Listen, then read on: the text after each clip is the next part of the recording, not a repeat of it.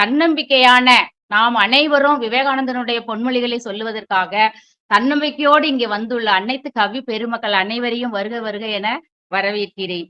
முதல் தன்னம்பிக்கை பேச்சாளராக விவேகானந்தரனுடைய சீடர்னே சொல்லலாம். சீடராக வரக்கூடிய திருமதி ஏ வள்ளி ஆசிரியர், திருவள்ளுவர் கலை இலக்கிய சங்கமத்தின் நிறுவனரான பவானி அம்மா அவர்களுக்கும் மற்றும் இங்கு தலைமை தாங்கி வந்திருக்கும் மதிப்பிற்குரிய கலா அம்மா அவர்களுக்கும், இந்த நிகழ்ச்சியில் என்னை போன்று கலந்துரையாட வந்திருக்கும் அனைத்து பெருந்தகைகளுக்கும் என்னுடைய பணிவான மாலை வணக்கத்தை தெரிவித்துக் கொள்கிறேன்.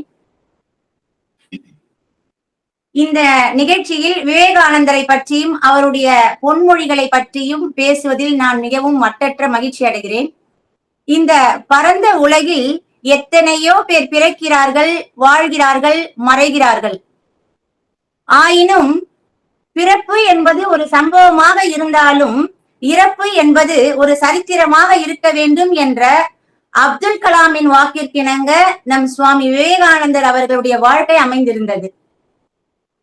அவர் 39 ஆண்டு காலம் வாழ்ந்திருந்தாலும் 150 ஆண்டுகளுக்கும் மேலாக அவருடைய புகழ் அனைவருடைய நெஞ்சங்களிலும் கல்வெட்டாக பதிந்திருக்கிறது என்றால், அவருடைய சீரிய சிந்தனைகள் மக்கள் எவ்வாறு போற்றிக் கொண்டிருக்கிறார்கள் இன்றும் என்பதை நாம் தெளிவாக அறியலாம்.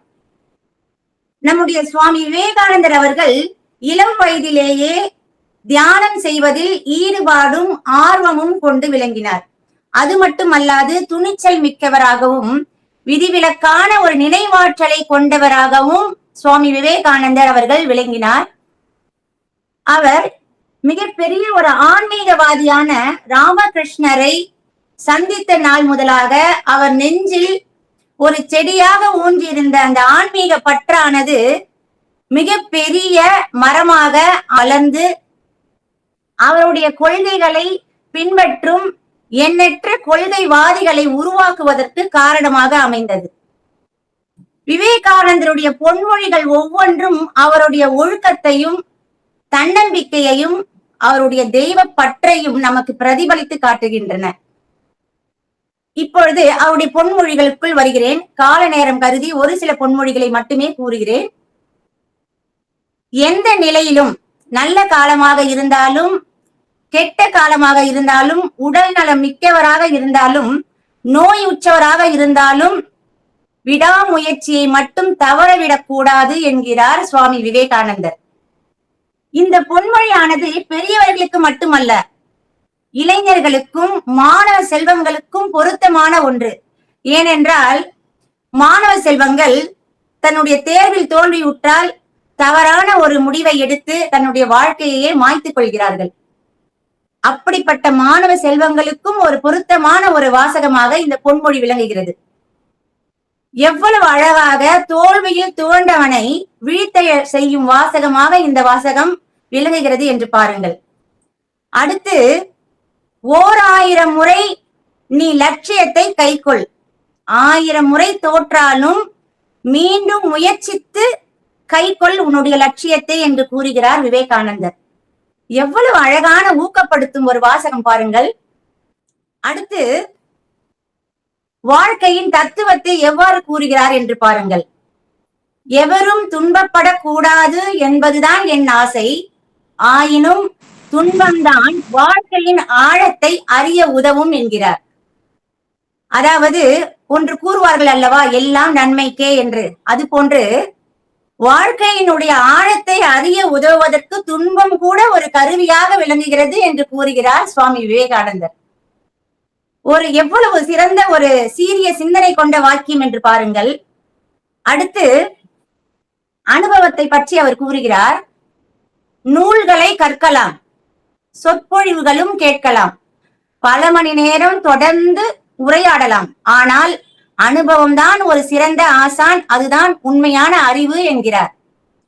கேள்வியால் நாம் பெற்றதும், கல்வியால் நாம் புத்தகங்களால் நாம் பெற்றதும் அறிவாகாது, பட்டறிவால் நாம் பெற்றது மட்டுமே ஒரு சிறந்த அறிவு என்று கூறுகிறார். அனுபவத்தை இவ்வளவு அழகாக அதை உணர்ந்து நமக்கு அறிவிப்பதன் மூலமாக, கூறுவதன் மூலமாக நாம் எளிதாக இதை பின்பற்றி செல்ல முடியும். இந்து மதத்தை பற்றி அவர் கூறும்போது, ஒரு பாமரனை பண்புள்ளவனாகவும் பண்புள்ளவனை தெய்வமாகவும் காட்டுவதுதான் மதம் என்று கூறுகிறார். இந்து மதத்தின் தத்துவத்தை எவ்வளவு அழகாக கூறியிருக்கிறார் என்று பாருங்கள். அனைவரும் பின்பற்றும் முறையில் மிகவும் சிறப்பாக கூறியிருக்கிறார் இந்து மதத்தின் தத்துவத்தை. இறுதியாக இதை மட்டும் நான் கால நேரம் கருதி கூறி முடிக்கிறேன். உங்களுக்குள் அளவற்ற ஆற்றல்களும் அறிவும் நிறைந்து இருக்கிறது. அனைத்தையும் வெல்லக்கூடிய சக்தியும் உன்னிடத்தில் இருக்கிறது. இதை நீ கண்டு உணர்ந்து இதை பயன்படுத்துவாயானால் நீயும் என்னை போல் ஆகலாம் என்று கூறுகிறார். எவ்வளவு ஒரு உற்சாகத்தை தருகின்ற வரிகள் பாருங்கள். இது போன்ற வரிகள் எல்லாம் ஆசிரியர்களாகிய நமக்கும் நாம் கற்றுத்தரும் மாணவர்களுக்கும் உற்சாகத்தையும் ஊக்கத்தையும் தரும் வரிகள். அதனால்தான் இன்றும் பள்ளிகளில் விவேகானந்தர் பொன்மொழிகளுக்காக நாங்கள் போட்டிகள் நடத்தி கொண்டு அவற்றை அவர்கள் உள்ளங்களில் இதயங்களில் பதிய வைத்துக் கொண்டு அவற்றிற்கு பரிசுகளும் அளித்துக் கொண்டிருக்கிறோம்.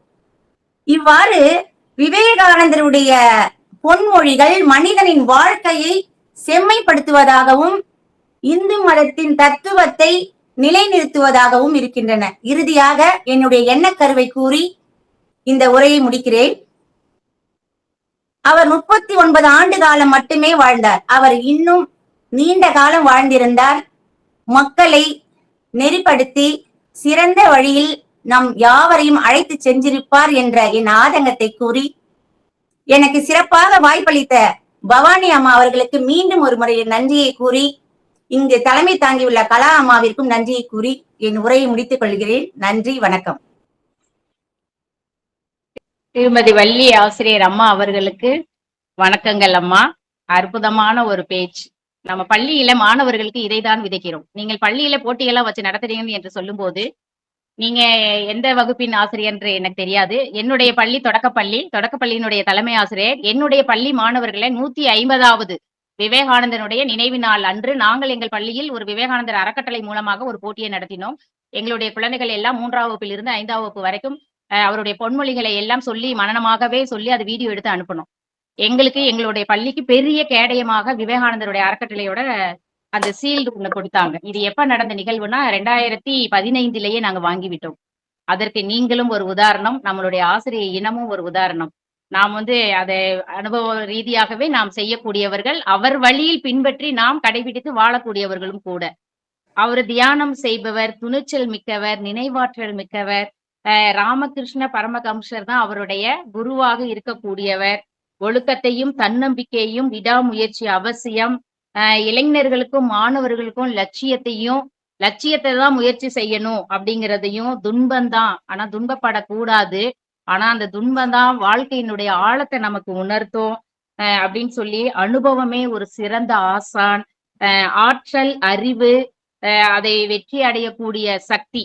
ஆற்றலும் அறிவும் சக்தியும் இருந்தா நம்ம எந்த செயல்லையுமே நாம வெற்றி அடையலாம் அப்படிங்கிறத பகுத்தறிவு, பற்றறிவால் தான் நம்ம அனுபவத்தை உணர முடியும் அப்படிங்கிறதையும் அழகாக அருமையாக சொல்லினர்கள்.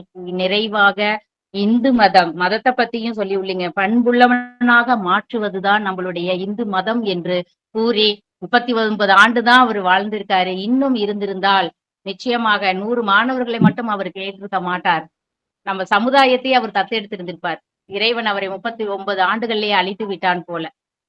ஏன்னா இவர் சமுதாயத்தை நல்வழிப்படுத்தி விடுவார் என்ற ஐயத்தினால் அழைத்து கொண்டானோ என்னவோ தெரியவில்லை. இறைவன் இந்த வகையில நமக்கு ஒரு பேர் இழப்பை தந்து விட்டான். உங்களுடைய ஆதங்கத்துக்கு மேல நானும் ஒரு ஆதங்கத்தை தெரிவித்து, மிக அருமையாக உங்களுடைய வரிகள், பொன்மொழிகள் இருந்ததம்மா. வாழ்த்துக்கள், நன்றிகளும் பாராட்டுகளும். நன்றி அம்மா. நன்றி அம்மா.